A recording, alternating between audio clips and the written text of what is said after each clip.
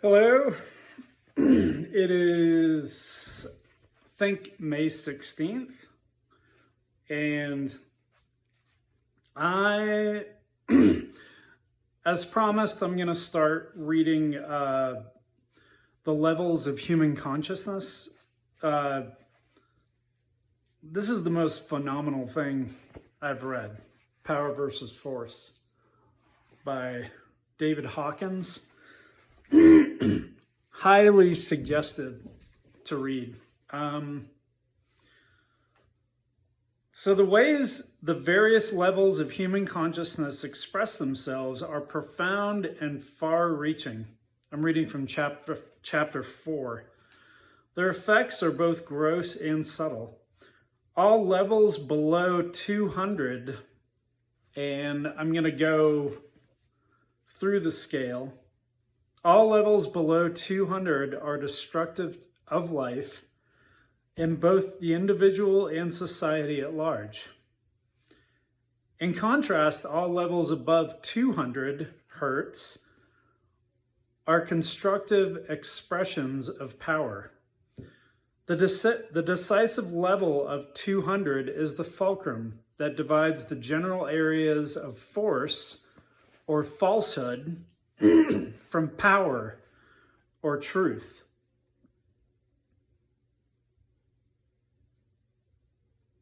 So these are just different states of consciousness, and I'm starting to read from energy level 20, which is shame.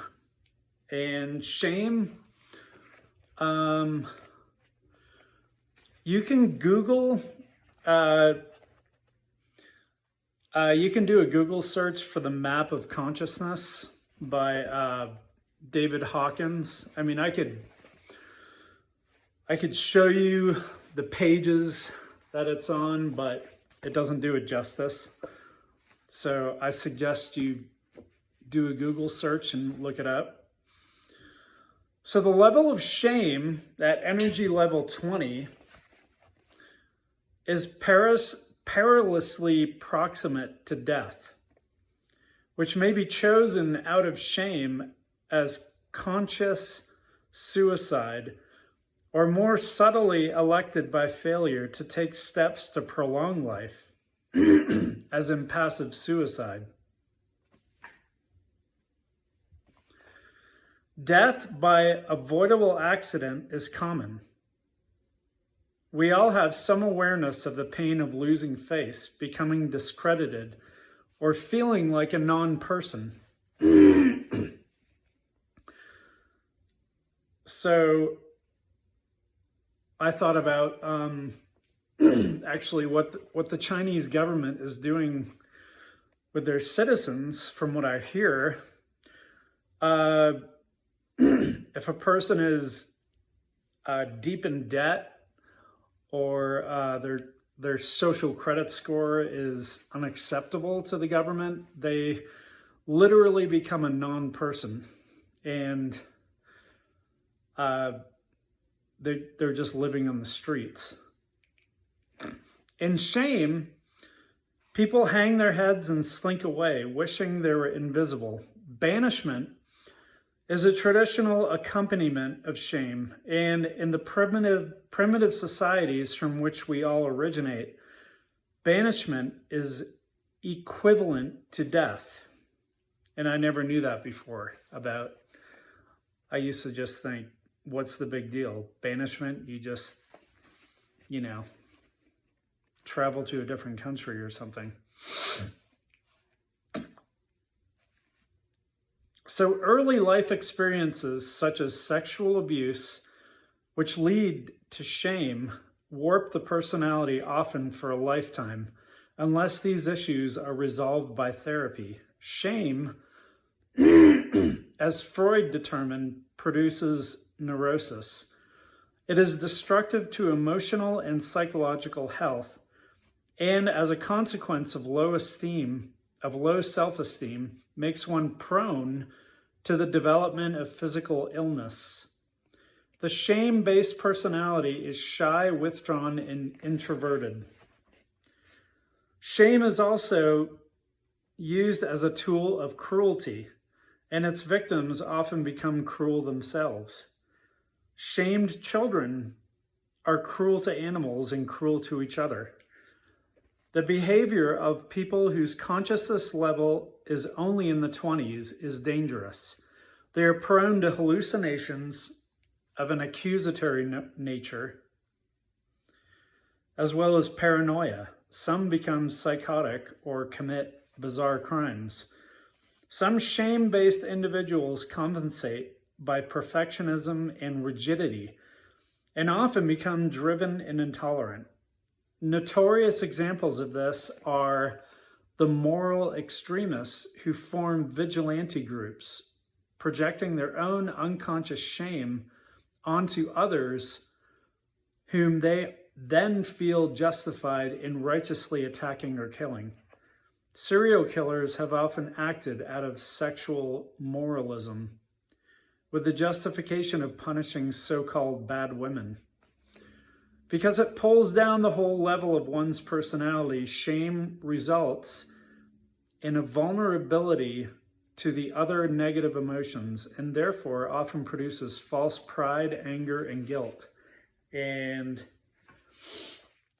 tomorrow, I'm going to get into the next level, level 30, which is guilt.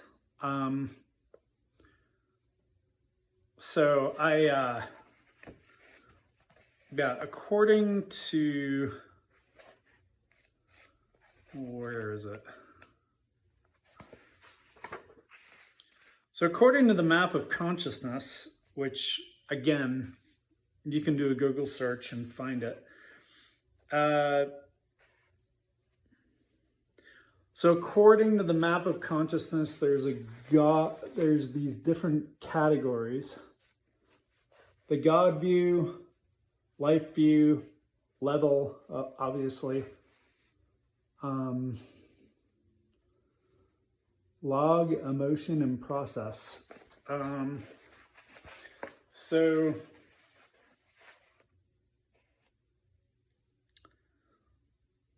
the God view of shame is despising. The life view of shame is miserable.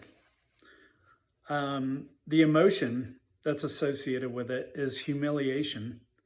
And the process is elimination. And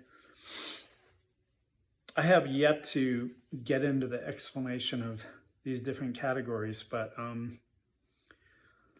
I thought a lot about shame as far as humiliating someone, especially publicly. So in the cult I was a part of, the religious cult, everything would be public often, and so there would be humiliation would be a big part of producing shame in people, and that's what I'm learning. Just in different views, am I searching for truth? I found that a lot of Western religions are centered around shame and guilt, which I'll get into guilt, but a lot of them make you believe that it was even shameful that you were born, with sin. I mean, science gets into the same thing, that you're born a dirty carbon producer and you have no intrinsic value.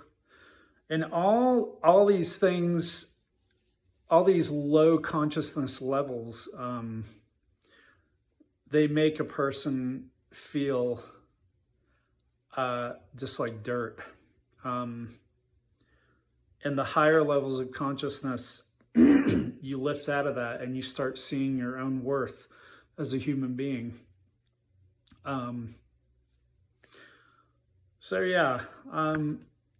Until next time, I'm gonna talk about guilt and work my way up the the map of consciousness. So until then.